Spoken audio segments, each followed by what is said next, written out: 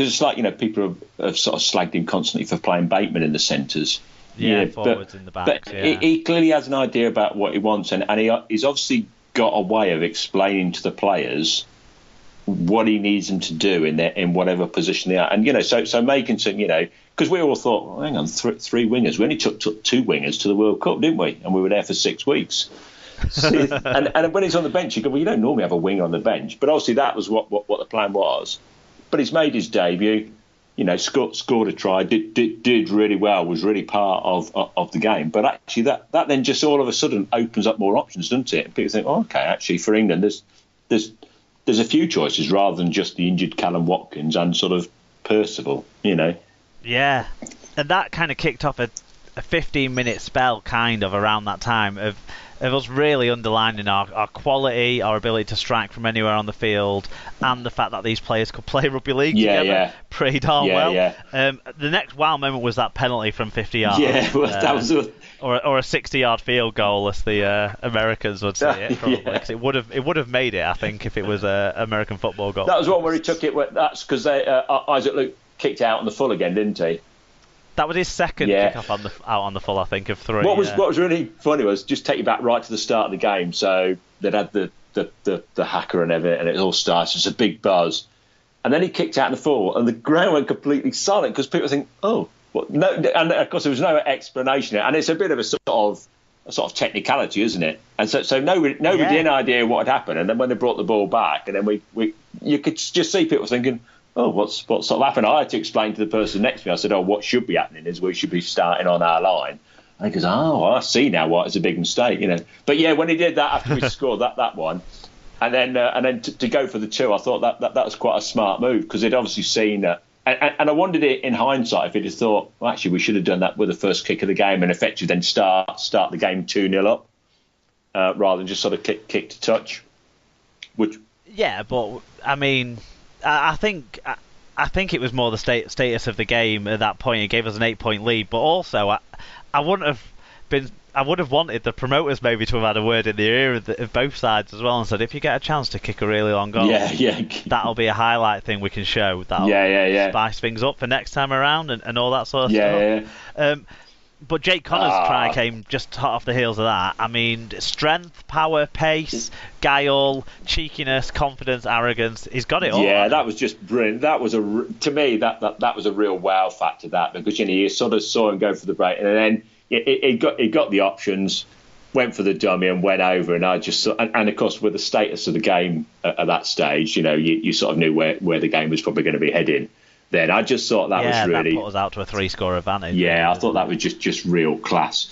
And I know people sort of he's a bit of a grubby player and all the rest of it, but actually I don't care about that, because he's English, and I love it when we've got a bit of mongrel in an English player, because there are lots of other players who've got it, but they don't. But the English players are almost sort of too nice at times. When Stefford Ratchford got sort of smacked in the face by the number 10 Asafa Solomona, but so he just sort of took it, whereas Sam Burgess went in there, didn't he? Sort of said, "Hang on," and the England player, I think sometimes are just sort of too nice, whereas Jake Connor's got that little bit of mongrel about him, which I think is you sort of need that in the team. Sam Tompkins had a bit of that when he was younger, didn't he? Yeah, exactly. Yeah, and James Graham's got plenty of in his page as well. John Bateman has. That's one thing about Jake Connor's performance in this game, as well as everything else, is I think they'll have had the NRL might have taken a note of what he could do. Really, because he was doing it to NRL players. Yeah, absolutely. Yeah, and it wasn't just other halfbacks that he pushed off in that run. He pushed off one of the forwards as well. And his ability to get up to speed dead quick as well, and he'd already shown a range of passing game before that. So I think that was really exciting for him. There was a long pass for the Hall try, wasn't there? Then a short one for the Whitehead one. Yeah. Yeah. Exactly, yeah. Tommy Makinson's tried, but I mean, Makinson had some work to finish it and did all of that really, really well, but we didn't expect him not to finish it once Elliot Whitehead got the ball to him. It was Elliot Whitehead for me who really surprised with that, like the fact that he stopped and because he found him in space and all that, and just made the chaser sort of overrun it, so then they were off balance when Makinson got the ball. It was really clever stuff. I thought that was really smart play from both players. It was from, Whitehead didn't panic or anything, did he? He went, and then Makinson, who was sort of one side of him and was slightly in front, then slowed down and then got the other side of him, didn't he? Which to me is just, and when you think, those two won't have played together before, so they'll have only been together for a while, but that just tells me a bit of class, and for Makinson to have that sort of game awareness and sort of calm mind on his international debut, they're thinking, God, I'm going to score here on my debut. You could see, often we'll have fluffed them sorts of things. So, I thought he did really well there. And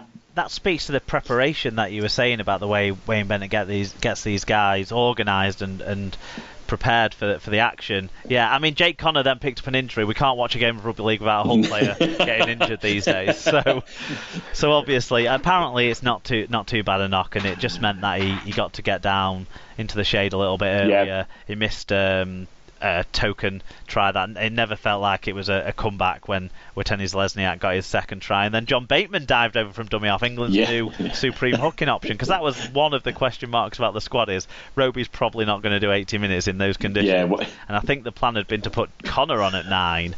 That would have spiced things up. Well, Bateman just as much anyway. Yeah, absolutely. Yeah, so and again I thought that was really that was a real nice way to finish the game, I thought, with a score and that, and also with John Bateman, I sort of quite like him, because he's obviously one of those players who's prepared to do whatever the team requires him to do for England. He's not somebody who sort of whines on about it and whatnot. And particularly if you think about, and it's also a real compliment, I think, to his skill set, because we've got lots of good second rowers, haven't we? It's not an area where we're short of, and so. But he's got the ability to actually play in a number of different roles, whereas some of the others perhaps haven't. So I think that's a real compliment to him.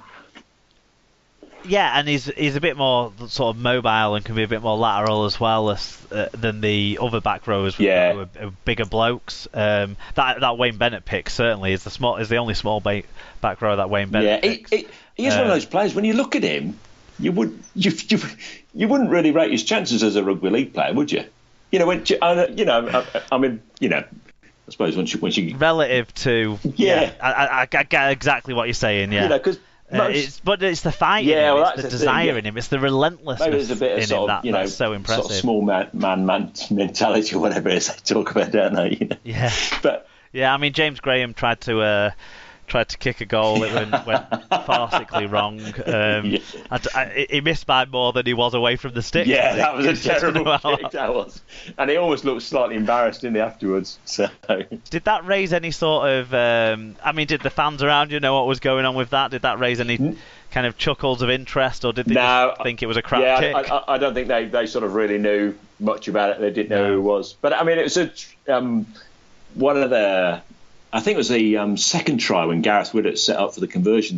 The girl next to me, she was going to a friend. She goes, "Oh, he's going to kick. You got to watch. And I was thinking, well, for us, we're not that bothered about conversions, are we? We're sort of, interested whether they take it. But I almost never applaud a sort of conversion unless it's a real try line or touch line conversion from the touch line. But otherwise, I just think or important with some. But most of them think, well, you ought to just better kick him, just get on with it, really. But yeah, she was. But it's the kicking style, isn't it? They're not used to that. They're used to the straight. Yeah. Your kicks are pretty much from a few yards outside the width of the post at most, really, and that's in the college game. In the NFL, they're in line with the width of the post. Yeah. So when he scored the Ryan Hall conversion, there was quite a lot of cheers from that around that, and people were getting up and were photographing the conversion, and I thought, well, doesn't interest me at all, conversions, really. That's interesting. I mean, I suppose that's wrapped up the game. Do you have a particular man of the match? Mine was Whitehead. I thought Whitehead was absolutely fantastic. Yeah. To me, I thought he was everywhere, and his tries were sort of brilliant as well. Yeah, okay. I'll roll through some stats then. These stats I took from the Sportsmate League Live app, so it looks like they inflate things compared to the Opta stats I've seen today. But basically, England made 154 more metres in a game that saw almost 3,600 total metres. The Kiwis made more breaks, 7-4, and more offloads, 27-11, compared to England, and kicked to 40-22. So you'd think they should have had a lot of attacking opportunities. However, England ended up with more carries, helped by an 11-7 error count against New Zealand and the 10-3 penalty count too. Obviously, 3 of those penalties were from kickoffs that sailed out on the full, which would have been a touchback and a reasonable result in an NFL game. But yeah, do they sort of get something for that individually, in NFL if they kick out on the full? If you kick it out on the full from a kickoff, if it goes over the back, not if it goes out to the sides, but if it goes over the back, basically it restricts the starting position for the other team. Oh, right. So it means that they haven't got a chance to run it back, so they might not, do something exciting, break a few tackles and score. Right, okay. It means that they get a set starting point, so you can sort of organise your defence from that sort of a bit like the sort of predict the patterns of play. The old sort of Tony Ray tactic. Do you remember when it was for the Broncos and they used to sort of always kick dead, didn't they, and play so they could set their defence on the 20 metre before they brought in this new 7 tackle rule. Yeah, exactly. You could realize, you could understand what was going on, and you could set your defensive structure to a pattern that you've predicted what the team's going to do from that position and those sorts of things. That advantage, thankfully, has been taken out of the game somewhat. Okay, individual stats. I've wrapped up anyone who hit enough meterage and tries and that sort of stuff, really, just to celebrate how great it was to win. So I'm going to give a lot of numbers here. Jerry McGilvray, 199 metres on the League Live app. John Bateman, 1 try, 3 offloads, 101 metres.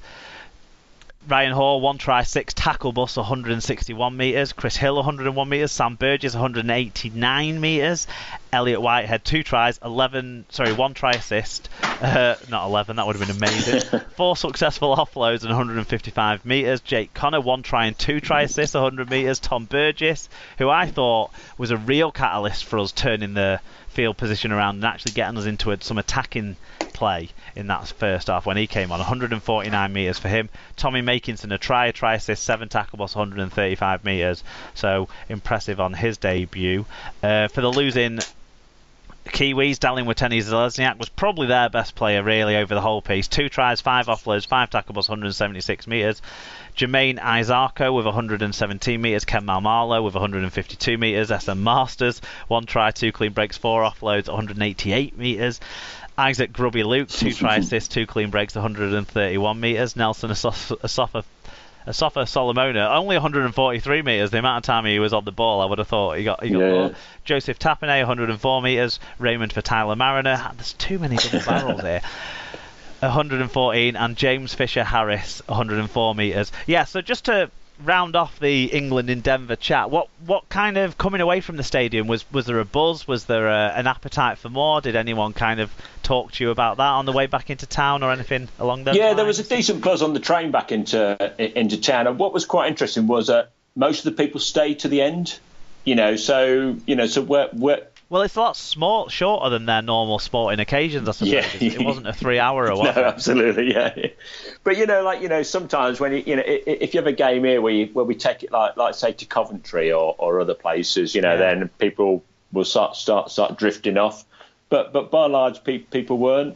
And there was a decent buzz when we walked back to the train station, and on the train there was there seemed to be sort of quite a decent interest in it.